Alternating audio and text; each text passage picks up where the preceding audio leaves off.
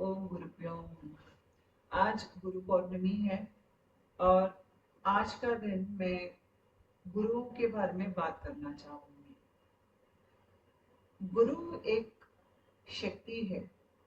कभी कभी गुरु हमको एक भौतिक रूप में मिलते हैं, कभी कभी एक शक्ति के रूप में रहते हैं और हमारा गुरु शायद कुछ सूक्ष्म लोक के आश्रम में रहते होंगे। जैसे कि मेरे अपनी गुरु, वो एक स्त्री गुरु है और वो सूक्ष्म लोक में रहती है। वहां से वो मुझे दीक्षा देती है और मैं वहां पर जाकर भी दीक्षा देती हूँ। तो ये जरूरी नहीं है कि गुरु आपके सामने बैठकर एक भौतिक रूप गुरु को रहे।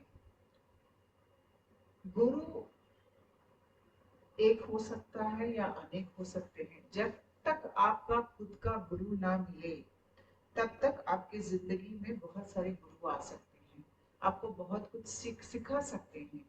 मैंने पहले एक वीडियो बनाया था इंग्लिश में, the 7 levels of initiation in top down awakening. उसका लिंक मैं नीचे दे दूंगी, आप देख लीजिए। वीडियो इंग्लिश में है लेकिन हिंदी ट्रांसलेशन करके देख लीजिए।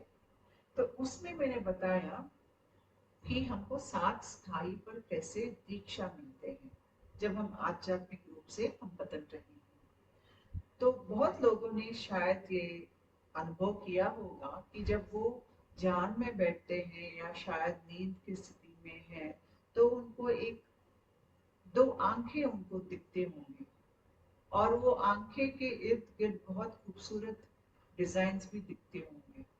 बहुत लोग ये नहीं जानते कि ये आंखें क्या है। 2 आंखें मेरी तरफ देख रही है, खूबसूरत आंखें, लेकिन पता नहीं ये आंखें क्या है। ये आंख आपके गुरु के हैं।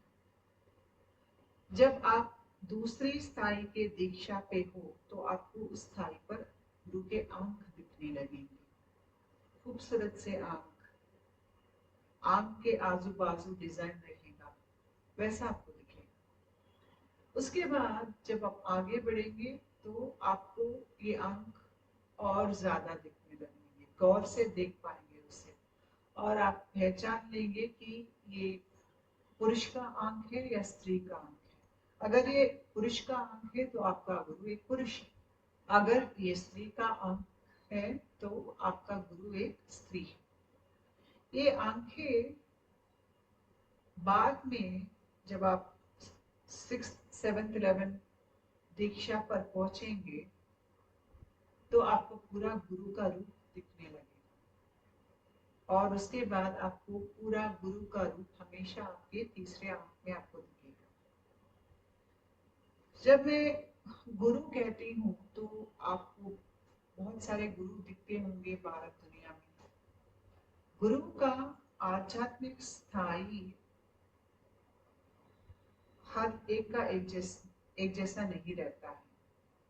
कुछ गुरु बहुत आध्यात्मिक रूप से ऊपरी स्थाई पर होंगे तो कुछ गुरु कम स्पंदन के ऊपर होंगे, क्योंकि ये प्रक्रिया इतनी तरह से चलती है। और जब कुंडलिनी हमारे शरीर में उठती है तब भी वो बहुत सारे नाड़ियों से जाकर ऊपर सर के अंदर जाती है। कुछ नाड़ियां ब्रह्मरंध्र तक नहीं आती हैं, तो ऐसे रास्ते से भी कुंडलिनी सर के अंदर आ सकती है। ऐसे लोग भी गुरु बन जाते हैं। उनमें भी कुछ दैविक शक्ति रहती है, आध्यात्मिक शक्ति रहती है और हर गुरु का शक्ति एक स्थायी का नहीं होता है और गुरु आपको उतना ही दे सकता है जितना शक्ति उनके पास है। अगर गुरु का पूरी तरह से आध्यात्मिक बदलाव नहीं हुआ है, वो आत्मज्ञान या आत्मज्ञानी नहीं बने हैं, तो कहीं ना कहीं उनमें अहंकार रहता है और इस अहंकार के वजह से वो खुद अपने शिष्यों से कंपटीशन में रहते हैं। तो ऐसे गुरु के पास जब आप जाते हो और आप वहां उनसे आप आ, कुछ मंत्र मांगते हो या आप उनको अपना गुरु मानने लगते हो तो आपके शरीर में कुछ बदलाव आता है। हमारे शरीर में ऑक्सीटोसिन नामक का एक हार्मोन है। जब यह हार्मोन हमारे अंदर उत्पन्न उत्पन्न होती है तो हम किसी और को जाकर हम उनके पैर पकड़ते हैं, उनको शरण देने के लिए पूछते हैं, और आपको अपनाने के लिए आप उनको पूछ रहे हो या आपको स्वीकार करने के लिए आप उनको पूछ रहे हो। जब आप ऐसी स्थिति में हैं तो आपकी जो शक्ति क्षेत्र जो आपका शरीर का है, जो इलेक्ट्रोमैग्नेटिक फील्ड है, वो खुला हुआ है। तो जब आपने अपने आप को ऐसे सरेंडर कर लिया है किसी को, तो वो आदमी आपको ठुकरा सकता है, आपको लूट सकता है, आपको कुछ मुश्किल में डाल सकता है, आपको दगा कर सकता है, या आपको आध्यात्मिक रूप से आपको बदल सकता है। आप ये शक्ति उसे दे रहे हैं। लेकिन जब वो गुरु खुद आध्यात्मिक स्थाई पर पूरी तरह से वो आत्मज्ञानी नहीं है, तो जो आप उनके पास जाके आप उनको सरेंडर कर रहे हो, वो आपका हित में नहीं रहेगा। जो भी गुरु करेगा आपका हित में नहीं रहेगा। जब ऐसे गुरु के साथ थोड़ा वक्त बिता के आप आएंगे तो आपको लगेगा कि आप बहुत वीक हो गए हैं, या शायद ज्यादा कंफ्यूजन आ जाएगा, या आपको लगेगा कि ये जो प्रक्रिया हो रही है ये मुझे समझ में नहीं आ रही है, और गुरु जी भी कुछ समाधान नहीं दे रहे हैं, वो बस टाल रहे हैं, समाधान नहीं दे रहे हैं, और इसके वजह से शिष्य और दुविधा में पड़ जाता है। ऐसा लगता है कि अंधकार बढ़ गया है।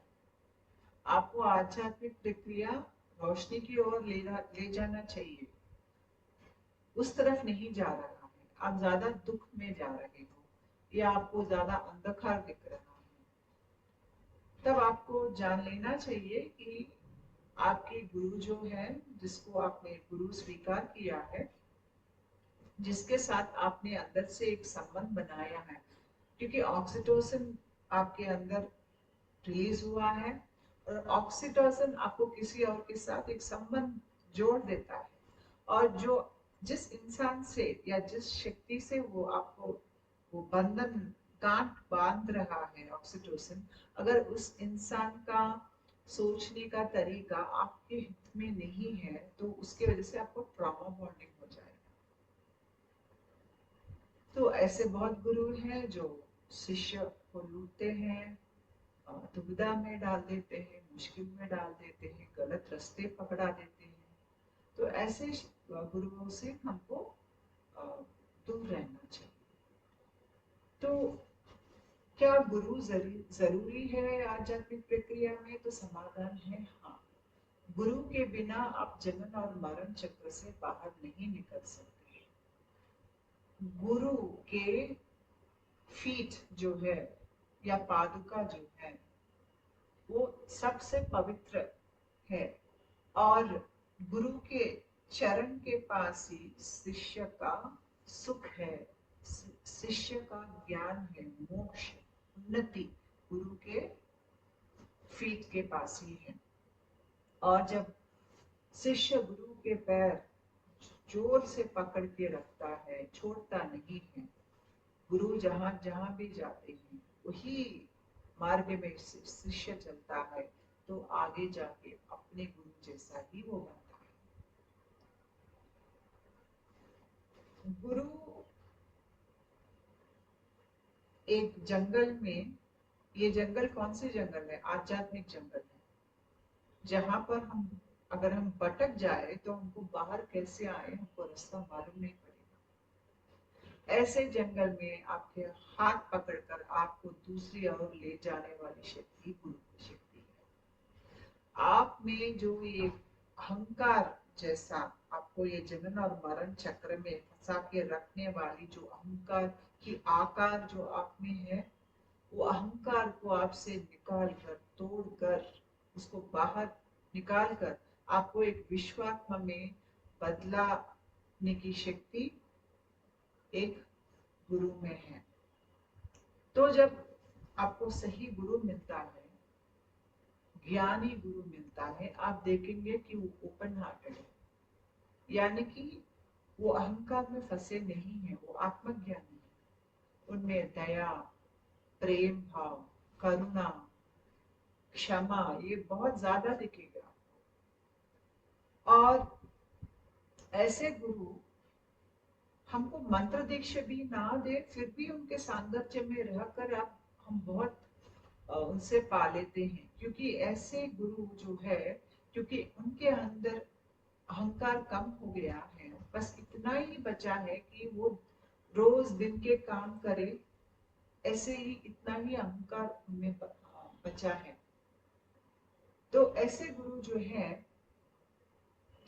क्योंकि वो अंदर से बहुत खाली हो गए हैं, उनके अंदर से शक्ति बहकर बाहर दुनिया को जाती है और व्यक्त होती है दुनिया। अगर ऐसे गुरु को आपने ऑनलाइन देख लिया, या उनका कुछ पुस्तक पढ़ा, या आपने उनके साथ फोन पे बात किया, या आपने उनको कहीं मिला या फोटो देखा, वैसे ही उनके ये सब माध्यम से आपके ऊपर शक्तिपात हो सकता है। वो गुरु की आध्यात्मिक शक्ति उतनी ज्यादा है। तो कई कई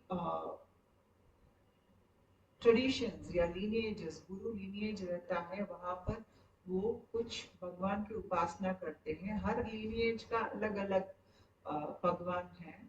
जैसे कि श्री विद्या उपासना में ललिता देवी को करते हैं, किसी और पद्धति में काली माँ को करते हैं, उच्चिका को करते हैं, श्री महाविष्णु को करते हैं, गणेश को करते हैं। तो अलग अलग ट्रेडिशंस रहते हैं। और ये गुरु भी किसी भी एक देवता का उपासना करके उनका इन्होंने कृपा पा लिया है। तो ऐसे गुरु जब आप उनको मिलने जाते हैं और आपके अंदर ये आकांक्षा रहती है कि मुझे भी या मंत्र गुरु से लेना है और मुझे भी ये मंत्र साधना करना है। अगर गुरु ने आपको मंत्र नहीं दिया है, क्योंकि मंत्र वैसे देते नहीं है, क्यों नहीं देते हैं? क्योंकि इसका दुरुपयोग भी हो सकता है। अगर कोई आदमी में व्यक्तित्व नहीं है और ऐसे आदमी के हाथों गुरु का आध्यात्मिक शक्ति जो मंत्र को एक्टिवेट करता है वो जाता है, तो वो मंत्र से जो शक्ति वो प्राप्ति करता है, वो शक्ति से वो सबका नाश करना लगेगा। इसीलिए गुरु हर किसी को मंत्र नहीं देते हैं। बहुत देख परख कर, बहुत परीक्षा लेके वो शिष्य का तब मंत्र देते हैं।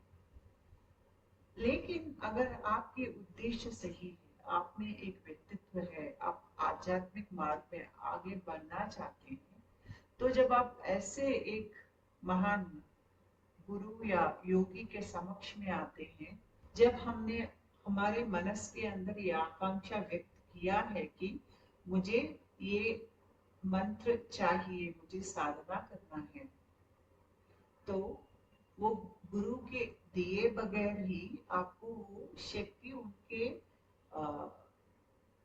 ओर से आपकी तरफ आ जाएगी। आप ये कैसे पहचानेंगे कि वो शक्ति ऐसे आपकी तरफ आ गई है?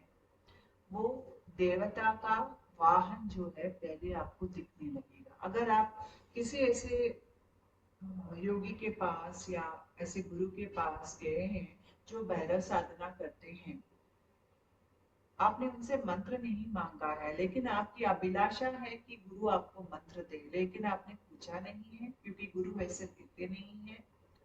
लेकिन आपको उनके सांगत्य में रह के या उनसे बात करके आपको बहुत खुशी महसूस हुई है, तब आप देखेंगे कि कुछ दिन के बाद शायद आपके सपने में कुत्ता दिखने लगेगा। कुत्ता भैरव का वाहन है, या आपको भैरव खुद आपको दिखने लगेंगे आपके सपनों में, या आपकी शरीर की स्पंदन बढ़ेगी, या आपके ऊपर प्राण की धारा आएगी, या आपको मंत्र अंदर सुनाई देगा जो आपको बोलना है। तो इसका मतलब ये है कि ये गुरु जो है, क्योंकि ये साक्षात उस देवता का शक्ति उनमें है, उनके सामने बैठकर, उनके फोटो के सामने भी बैठ के अगर आप संकल्प करेंगे और अगर आप में ये मंत्र पाने की सामर्थ्य आप में है तो खुद भगवान की शक्ति आपके पास आएगी और आप वो मंत्र पढ़कर उस मंत्र की शक्ति आप पा सकेंगे। ये एक सद्गुरु जो है या एक अच्छे गुरु का लक्षण होता है। वो जहां भी रहे, जो भी करे, उनके इर्द गिर्द जो भी है सबका स्पंदन बढ़ रहा है और वो जो भगवान की शक्ति है उनके द्वारा बाहर दुनिया को व्यक्त होती है। अगर कोई चीज ऐसी एक चीज जो सबसे पवित्र है वो है आपके गुरु के चरण, क्योंकि गुरु के चरण से ही हमको भगवान की शक्ति मिलती है।